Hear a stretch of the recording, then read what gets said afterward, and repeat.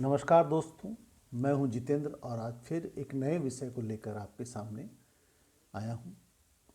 आशा है पहले भी आप लोगों ने मुझे सुना है और आज भी मैं उम्मीद करता हूं कि आप मेरी इस बात को सुनेंगे। जी हाँ दोस्तों, हमारा देश एक लोकतंत्र है, ये हम सभी जानते हैं। और सीधी सीधी बात पर आता हूं कि हमारी अभी जो रूलिंग पार्टी है, जो हमारी अभी जो सरकार है पूरे देश में, जिसका शासन है, उनका एक नारा है, सबका साथ सबका विकास। मैं इस नारे के साथ सहमत हूँ, लेकिन मैं इसमें एक कमी देखता हूँ। और वो कमी क्यों देखता हूँ ये मैं आपको बाद में बताऊँगा, लेकिन मैं इसमें एक लाइन जोड़ना चाहूँगा, सबको न्याय। सबका साथ सबका विकास और सबको न्याय। अब हम इसकी परिभाषा करते हैं न्याय की, तो न्याय भी सबको बराबर मिलना चाहिए, जो कि हमको ऐसा लगता है कि हमारे लोकतंत्र में न्याय में भी बहुत ज़्यादा पक्षपात है। चलिए इस विषय पे हम लोग नहीं जाते। अब मैं बात करता हूँ मूल विषय, जो मैंने आपको इसलिए कहना उचित समझा कि ताकि आप भी कुछ मंथन करें, आत्ममंथन करें। हमारा देश कई राज्यों में विभाजित है और सब जगह के कुछ कुछ अलग कानून हैं। मसलन अब मैं आता हूँ शराबबंदी पर। तो शराबबंदी जो है हमारे बिहार में है, नीतीश जी ने बहुत अच्छा काम किया, मैं उसकी पूरी प्रशंसा करता हूँ। और इसके परिणाम भी सकारात्मक रहे, यह भी हमने महसूस किया है। इसका लाभ तो निश्चित मिला है, लेकिन कानून में एक बात है। कानून ये कहता है कि 100 गुनाहगार छूट जाए, लेकिन एक बेगुनाह मारा ना जाए, यानी कि उसके साथ अन्याय नहीं होना चाहिए। पिछले दिनों मैं एक बंधु को रेल में छोड़ने गया। छोड़ने के बाद जब मैं उतरा तब गाड़ी खुलने के कगार पर थी और अचानक मैंने देखा कि जनरल डब्बे से 4-5 लोगों को धकेला जा रहा है और नीचे उतारा जा रहा है। जी हाँ, मैं किशनगंज स्टेशन की बात कर रहा हूँ।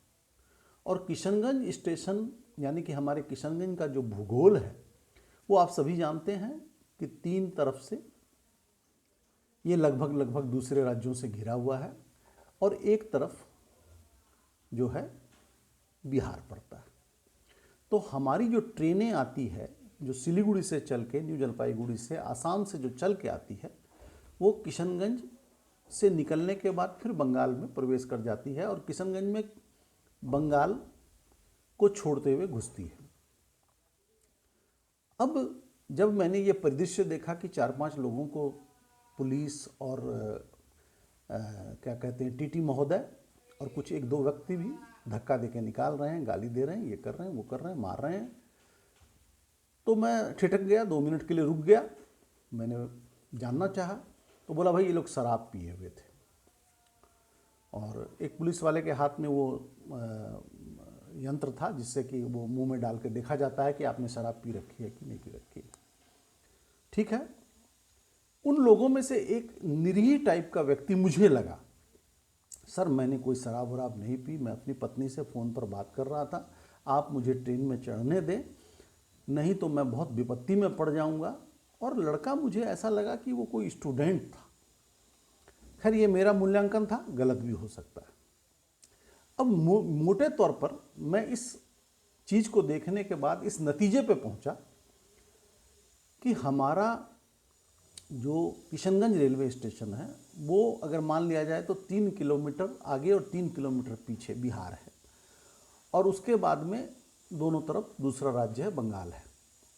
बंगाल में शराबबंदी नहीं है।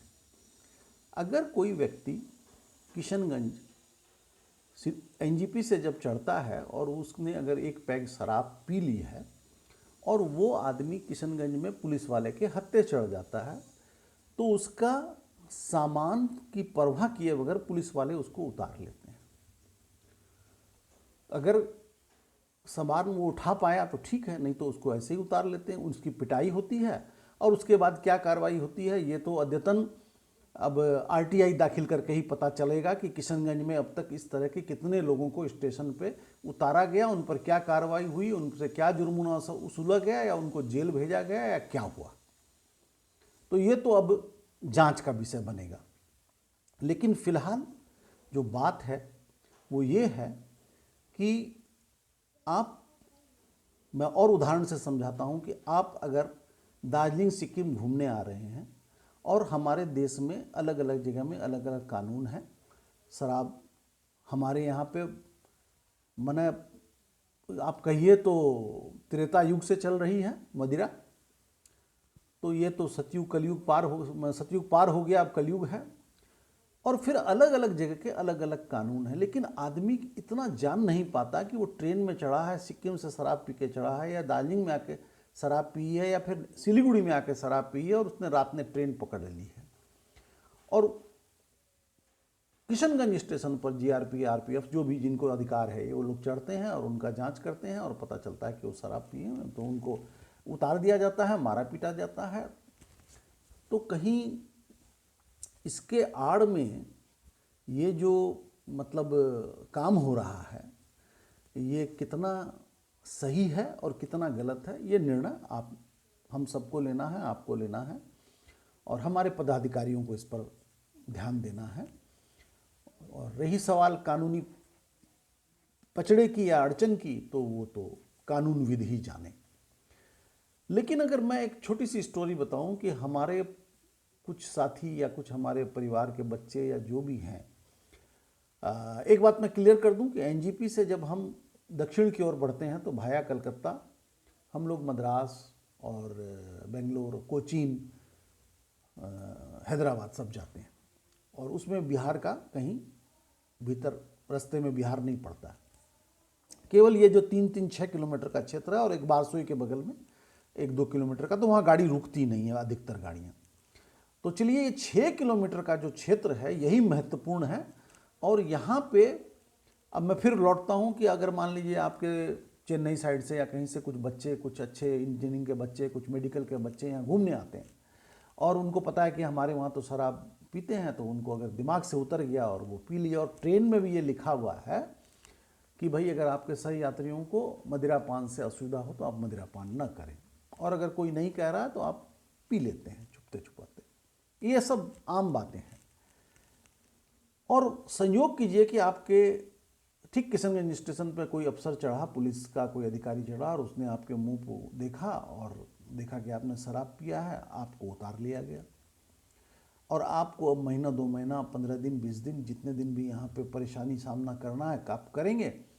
तब तक हो सकता है कि आप जिस क्षेत्र में पढ़ रहे हैं, पढ़ा रहे हैं या नौकरी कर रहे हैं उसमें आपको प्रॉब्लम आ जाए।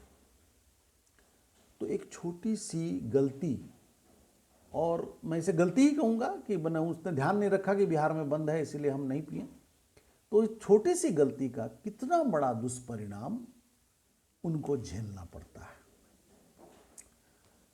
तो मैं फिर अपनी बात पे लौटता हूँ। उस लड़के ने बार बार गुहार लगाई कि सर मुझे छोड़ दीजिए, मेरा इससे कोई संबंध नहीं है। लेकिन पुलिस वाले ने उसको भी धक्का देते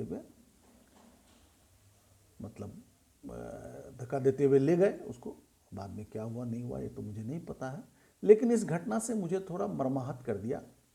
और मैंने देखा कि कभी कभी, अच्छा फिर एक मजे की बात, ये जनरल डब्बे में ही लोग चढ़ते हैं पुलिस वाले। ये एसी या फर्स्ट क्लास के जो भी डब्बे होते हैं उन पे ये लोग नहीं चढ़ते हैं, क्योंकि शायद कहीं ना कहीं इनको डर होता है कि या तो कोई उसमें बड़ा अफसर जा रहा होगा, बड़ा व्यापारी जा रहा होगा, नेता जा रहा होगा, या जिसका बढ़िया कनेक्शन होगा वो जा रहा होगा, या कानून जानने वाला जा रहा होगा, समृद्धि होगी उसके पास में तो बुद्धि भी होगी। ये केवल और केवल गरीब आदमी जो कि जनरल डब्बों में यात्रा करते हैं या फिर जो स्लीपर डब्बों में यात्रा करते हैं उनके ऊपर ये लोग अपना डंडा आजमाते हैं। तो कहीं ना कहीं ऐसा लगता है कि सामाजिक न्याय की बात करने वाले लालू जी या नीतीश जी भी और हमारे पहले बहुत से लोग रहे हैं जिन्होंने सामाजिक न्याय की बात की है, तो उनका चेहरा सामने आता है। और इस मामले में तो मैं हमारे स्वर्गीय तस्लीमुद्दीन साहब, जो हमारे विधायक MP सब रहे हैं यहाँ पे, तो उनकी भी याद आती है, क्योंकि वो जब तक रहे तब तक यहाँ पे आम आदमी को एक अलग सी ताकत महसूस होती थी। तो अनायास ही सही उनकी भी याद आई है। और आप लोग भी इस पे मंथन करें और देखें कि मेरा कथन कहाँ तक सही है। धन्यवाद दोस्तों।